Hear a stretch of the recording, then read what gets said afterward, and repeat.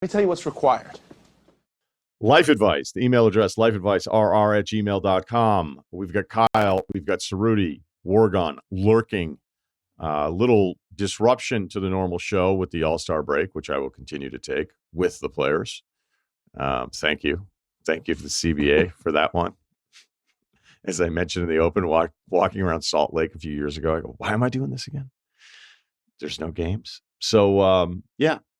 So here we are. We're live and ready to go. We have video as well. So good to see everybody. What's up, Cerruti? You got a nice smile going. No, the boys, everyone's kind of coming back. Travel day yesterday. We were in Austin for the Bill pod.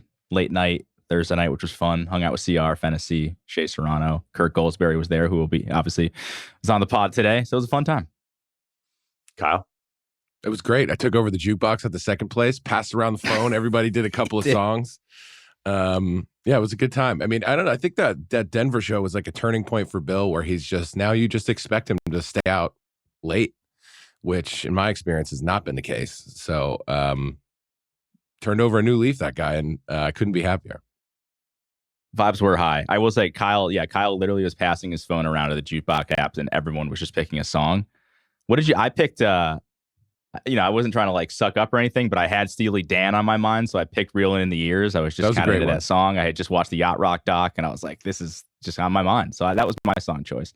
I started with Night Moves just to kick it off, and then everyone seemed to like that. No Linkin Park from you, Cerruti?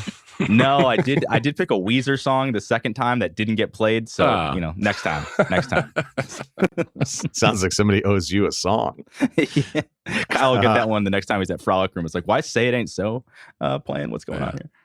Yeah. No, I'm glad you guys got Bill out, because the Denver show was interesting because he was texting me. He was like, what are you doing? And that was always back to like the Van Pelt stuff. Van Pelt never wanted to go anywhere. He just wanted to know what everyone was doing at any moment. So especially when I was younger, like if I rolled into a town, like I was going to meet up with friends and it was just understood. And he would be like, are you going out? I'd be like, yes. Like, where are you going? I'm going here. Oh, how late are you going to be there? Like, this late. Like, do you want to come with us? Yeah, I think so. But let me just get settled here first. Yeah, okay, no problem. And like in the beginning, I would fall for it. And getting settled was tell all your buddies. Yeah. Yeah. Guess who we're getting tonight? Van Pelt is ready to go. Yeah. And then it would be then he would just go dark. And in the beginning, it would I don't know. I got over it pretty quickly, but I'd be upset. I'd be let down. I wanted to hang out with my friend. And he would just go like, oh, and then the next day I'd be like, what happened? He'd be like, it's just was watching a movie. And then I learned that he didn't ever want to go. He just wanted to know what you were doing. Just go through the motions. Don't think about it. You want to be kept much. in the mix. You wanted to have options. Yeah. Right. Just didn't want to have FOMO. Exactly. Or maybe he really wanted FOMO. That was his high. Just constantly being updated. Ultimate weirdo. On stuff. Because then I would kind of downplay it. I'd be like, oh, he didn't really miss much or whatever. And that was, again, in the beginning when I didn't understand. And then later on, I would go, oh, it was last night's one of the best nights I ever had. Like, I wouldn't downplay it. I would upplay it. But Bill in Denver, because I have all those friends there. And so they're literally across the street. And he was kind of like, well, what are you going to do? Are you going to go there? Are you going to, like, what's your plan? And I went, I'm going across the street. And you are welcome to join. So either go or don't. Like, go. But if you don't want to, this will be the last communication. Yep. There will be no more further updates. Yeah. Right. And guess what? There we go. And everybody got full Bill. And now he's on a text thread with one of my friends, which I think is one of the most impossible. Like, I try to remind people of, like, this is a major, major accomplishment. Yeah.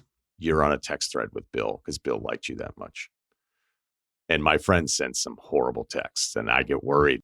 I'm like, oh, this is one of these ones is going to be the last one. Yeah. I'm like, this one could go dark pretty soon. Kyle, you said something about jury duty. Did I hear that in the distance? Yeah, a little bit of life advice here. I missed jury duty, I guess. I missed a summons. But even though last year, I think... Did you miss it if you didn't know? I knew. But last year, I think it was either last year or 2 years ago, Cerruti was involved because he's my manager, and I just told him, like, hey, might have jury duty today. I check in every day at like 8:30, and I'm like, this might just blow up the whole schedule. We got to have people on standby. Real hassle. when you're dealing with a guy like Bill, even Ryan, big shows. It would suck if just we had to pivot last minute. So I did that every day, and every day they didn't need me. And I was like, good. This was an inconvenience, and I think it resets, right? You should be good for a while. It's like a tetanus shot. I don't know if it's 10 years, but you're good for a while. But so that was stressful. And then I get something right before like 2 weeks before this, trip that we just took. And it was just like jury duty summons. And I was like, that can't be right. I didn't do it. And I came home, checked the mail, and it's just this card with red lettering telling me I screwed up. And we expect response immediately upon receiving this. You could be charged up to $1,500. I don't respond well to threats. I don't really know what to do here. I thought appreciate you put me in a corner. I thought I was good. This was a large inconvenience. I stressed every single day for a week about this. I would think that I should go back to the bottom of the list. Do you guys know anything about this? I don't know the last time I even got summoned for jury duty. I did have to sit in once. I had to go in and they told me to go home. And that was like the only day I had to do it. But that felt like it was like 10 years ago. So maybe I'm just like off the grid right now. I don't know. They don't know where I'm at. I keep moving. They can't keep up with me. So they don't know what's going on. All right, let me hop on Zillow. I don't know. This is a big pool of people to choose from. How's my name coming up again? They just know that you're a real trustworthy person. Yeah. Yeah. They've heard life advice. Like that guy I like the cut of his jib. Yeah. So I had it when I was in college and I was getting summons from home. And so that was kind of a weird Martha's Vineyard thing. And I think my father was just like, hey, the guy is in college. Like he doesn't have a car. It was when I didn't have a car when I was there, like, I don't know, the first couple of years. And then I did get it in Boston. And I remember when I walked in, they started up Miss Doubtfire on VHS in the room. Just keep you busy. As we were waiting. And they were like, you guys are going to be a little treat for you guys here. A long Not everybody time. gets this. Damn it. And I was like, I can't do Mrs. Doubtfire and these C- subs. So I went to the bailiff? I don't know. And I was like, hey, can I run out to my car and grab a book? And he goes, no, you can't leave the premises. I was like, I'm just grabbing a book. I was like, just anyway. Am I on trial here? What the fuck? Yeah. He's like, we can't let you leave. And I go, my car is right in the front. He goes, all right, fine. And I wasn't like, I just kind of couldn't understand. I was like, exactly. Like, am I a prisoner? So I was like, can I just, get the book? I think I asked the second time. And he's like, fine, I'll just walk out there with you. And he walked with me to the car to watch Escort. me. Wow. Yeah. He's probably seen a lot of runners. He's just like, nope, I can't do this. Yeah. Yeah. And then, I don't know, 10 pages in, somebody came in and they settled. So you guys are free to go. So that was it. I had a high school teacher that was really upset that he had never been asked. He never really likes to be a civic duty. It's nice to be asked. Yeah. Like Scott, right? Scott likes to be asked. He doesn't want to go. It is kind of cool. Like this teacher all that much. And he kind of like epitomized like the OG of some of the things that you may not like from dudes today, but he was older. He was like an older man, maybe the OG soy boy. So he spent half a class. I remember just being so upset because I think we had, one of those dudes who was too old to be in the class, and he was gone because he was in jury duty while he was a high school student. Jeez. And he's like, oh, lucky bastard. We're like, what? He goes, yeah. He goes, I've never been asked to be on jury duty.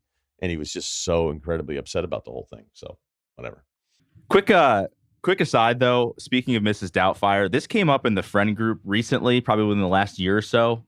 One of my buddies let it slip that he has Dude Looks Like a Lady on his workout playlist, which was literally the most insane thing I've ever heard. Like, what do you mean that's great? That's insane. I think I discovered this song in like the late 2000s, and I was like, this is incredible. It sounds great. I know it's weird when you parse through the lyrics, but I mean, how much of a microscope do you want to look at everything with? I think it's a good vibe song. It sounds. You're great. Saying you're doing curls or you're doing lat pull downs, and Dude Looks Like a Lady comes on, and you're like, yeah, dude. Like, it might have been on my MP3 player at Gold's. I don't know. I'm not saying it's not a fun song. It's just insane. It's a gym playlist song is absolutely nuts. If this was a 4-1. Like this is the 5 buddies. It was a 4-1 landslide. Like you're insane. But I don't know. Maybe I'm wrong. I guess Kyle's on my guy's side. Shout out to my friend Jeremy. It would have been 4-2. I'll tell you that. If I was in that group. I think that's insane.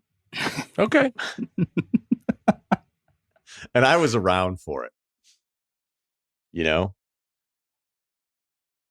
That was off a permanent vacation, which had just a run of bangers, which got people really excited for Pump just 2 years later. See, I'm not a big Aerosmith guy. I never really got an Aerosmith. When I was 12, I really liked them.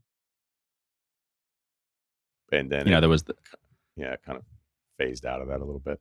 There was the song from Armageddon, that was like, I remember that was like part of my youth. I just remember that being like a really dramatic song. What was it? I forget what. Don't Want to Miss a Thing, right? And I was like, oh, and then like you get older and you're like, oh, Dream On's kind of cool. But yeah, I don't know. Never really got into Aerosmith the way I did like a lot of other bands, like older bands, I guess. Yeah, but Dudes Like a Lady is insane. They kept going. I mean, they just kept going. I think Armageddon, that soundtrack, released every single song. I think I've said that before. Okay. We haven't done one question, so let's get to a couple. Josh Allen writes in, and this is one of the rare times you can use the name of the emailer because this question is about his name.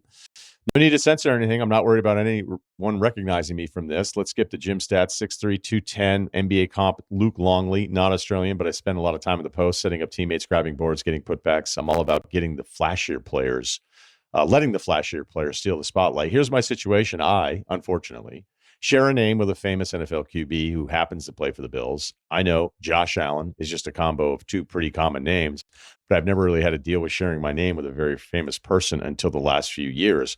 I work in a client-facing role in commercial insurance, not sales, but I meet new clients and prospects frequently, and especially during football season, I'm forced to endure the same dumb jokes over and over. On conference calls and in meetings, I get hit with lines like, better help, insert client, win his fantasy matchup, or nice game on Sunday, Josh. It's like they think they're the first person to think of this joke every time. Ryan, I feel for you. You know what it's like when people think they're the first to point out you spell your name with an E. I know. It happened again last week.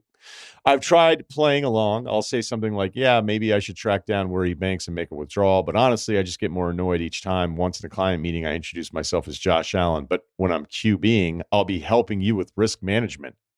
Crickets. Damn. You don't make the joke. I make the joke. Yeah. Clever girl.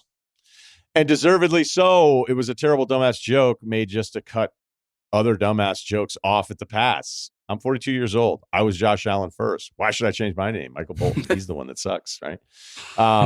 This is my name, damn it. I'm not changing it because some dude from Fresno happens to be good at throwing a football. So my question, what's the best way to handle this bullshit? How do I respond to the next jackass who thinks they're the first to spot the obvious? Man, he doesn't want to be Josh B. Allen, right? That's what he's saying. He's not going the Michael B. Jordan route. No, I don't think he's going to do a Josh B. Allen. Okay, because that would he thinks the Josh Allen should do the Josh B. Allen because he was Josh Allen right. first. Yeah, that's not going to happen, and he's going to be really good for a long time because he's young. Yeah, so this isn't going to get better anytime soon. And I do like what the emailer said here is that if you make the joke first, or if you do anything, like the other person feels like you're the asshole.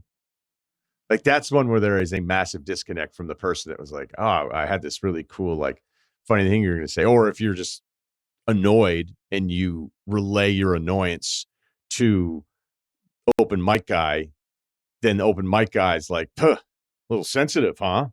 And it's so incredibly frustrating if you go the aggressive path on this one. So I think you need to come up. You're going to get a lot of practice with these comebacks, man. You're going to get a lot of practice because this is going to go on for years and years. I think this is just like anything, a new skill that you're going to have to learn. You're going to have to hone your craft, shave off the rough edges.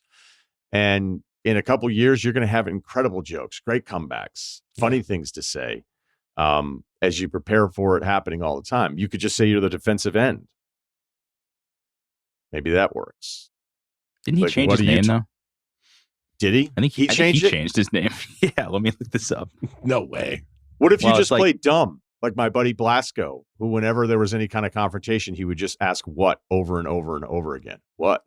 What? Yeah, What? he goes. His name's Josh Hines Allen.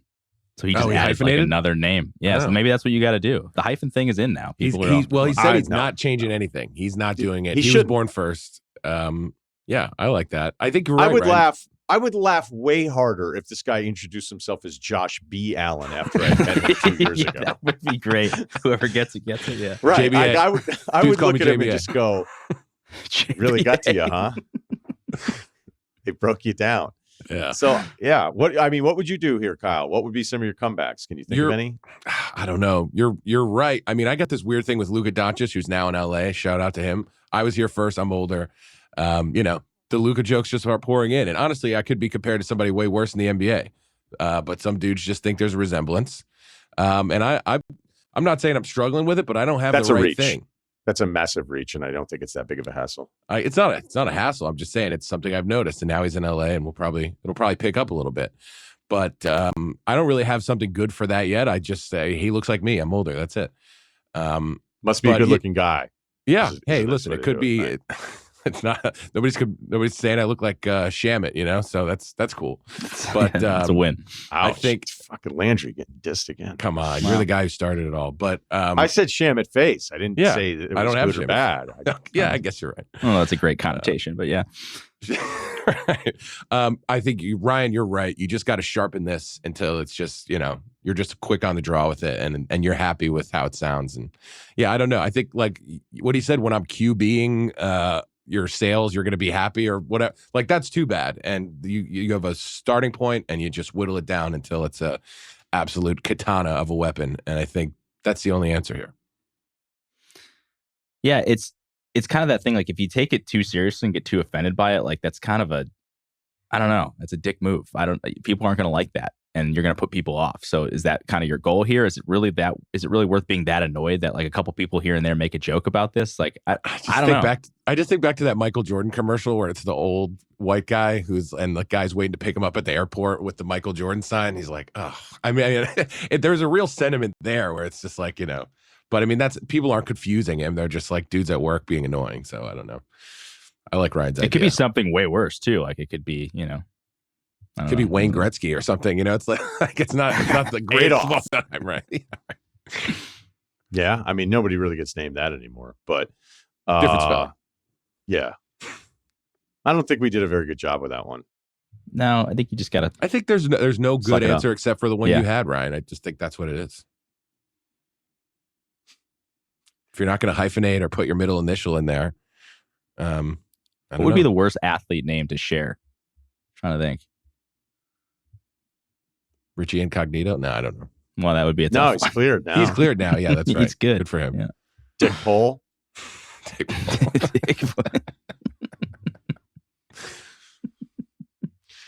Okay. Got a lot of feedback on the road. People had never read the road before. Have now read the road. They understand why I hold it in such high regard. Some people were like, "It's really depressing. Didn't need that." Sorry. Is that to tell corresponding to the movie The Road? Because I did see that. No, in the book, The Road, you want everyone to survive. In the movie, you're like, whatever. But it is You'd have to see based the on the movie, book, yeah. right? Oh yeah. Yeah. Oh, okay. Just want to make sure. It just didn't. It was a really hard thing, I think, for someone to capture in a film. So it was something I went into it way too hot. Because granted, the movie had already been out. It's like we didn't hear much about this. Incredible book, probably my favorite book of fiction ever. So is it even possible to be served adequately going in with that kind of deal? Right? Like I don't even think that's possible. All right, we need another one here where I feel like One we quickie actually here, do some work. We had 1 million people so mad at the Venmo guy. So if the Venmo guy's still listening to us after Yeah. we said what's wrong with you, just so you know, like no one has your back. Nobody. I've had several people mention that to me and being like, that person's insane. Right. Okay. Do we do a heavy one? No, I don't think we have enough time. Let's for do a heavy quick one. We got a quick one. Yeah. Well, the thing is, the last batch, they're manifestos. So I was going through them this morning and I'm just like, man, dudes are like, some people will be like, all right, I'll make this quick. It's like 80 paragraphs later. You're like, what? How long do you think these things are supposed to be?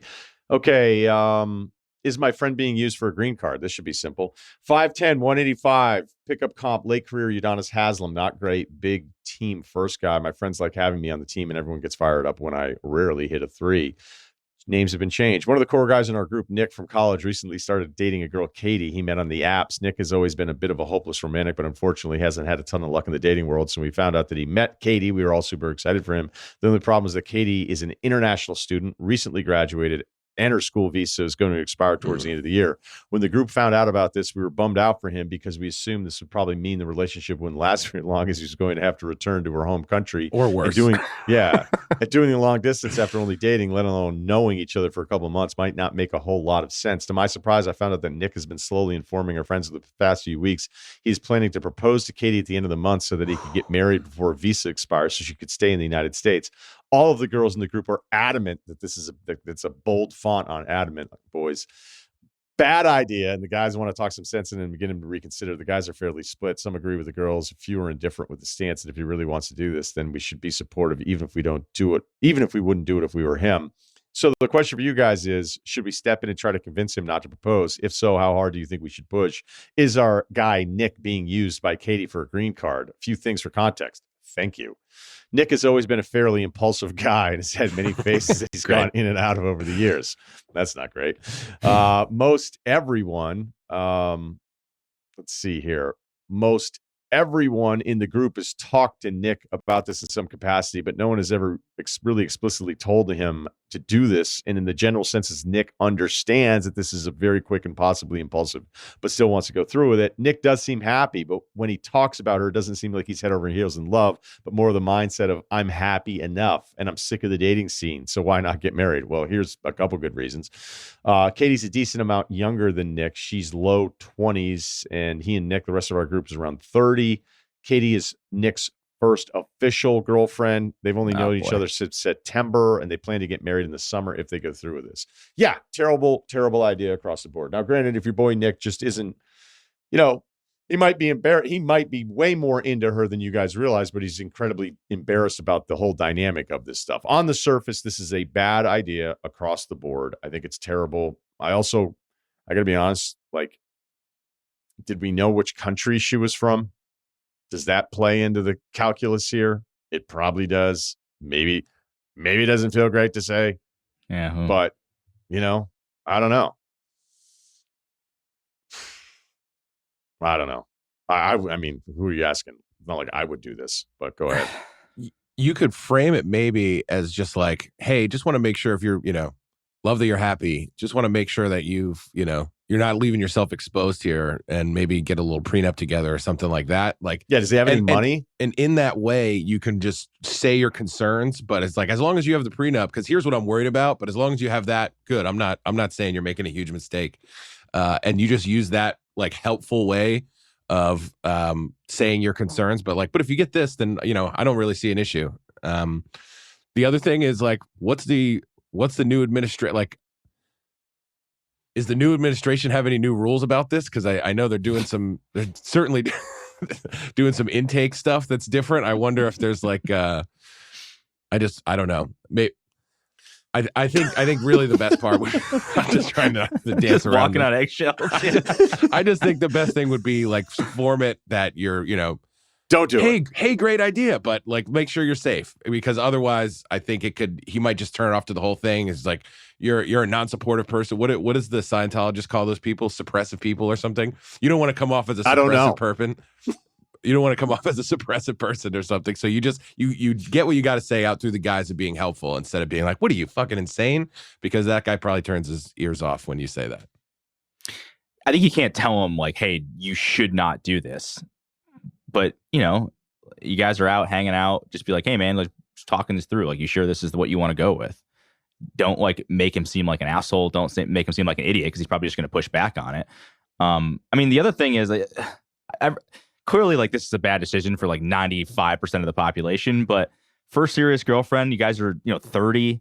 I don't know. Maybe he's just I found somebody I like, and it doesn't seem like he's killing it out there on the girl scene to begin with. So maybe this actually could be a good thing for our guy. Anybody think of that? He's screwed. He's screwed. His first girlfriend at 30 years old. She's foreign. But that's a weird thing to begin expiring. with. That means he's not a normal guy to begin with. So maybe this kind of thing would work for him. He's hosed. Just send him a link from LegalZoom and just be like, here, boilerplate prenup. There's my blessing. Just make sure you get that done. If he doesn't have anything, if he doesn't have any cash, then, you know, who cares? Like, he might be fine. Like, well, the other thing is, right? You get the futon. Yeah. The other thing is, right, it's like a 5-year rule, right? This has to stand for 5 years. She can't bounce and just be out and about, right? I think there's like a certain amount of time you have to stay married, because I think that's one of the things they service time in baseball. Yeah. When is she arbitration eligible? Okay. That'll do it for us. Thanks to Kyle. Thanks to Oregon. Thanks to Steve. We now have video that corresponds for the podcast episode. So that's great. We're excited about that. You can also check us out on YouTube. Please subscribe. Ryen Russillo podcast from Ringer, Spotify.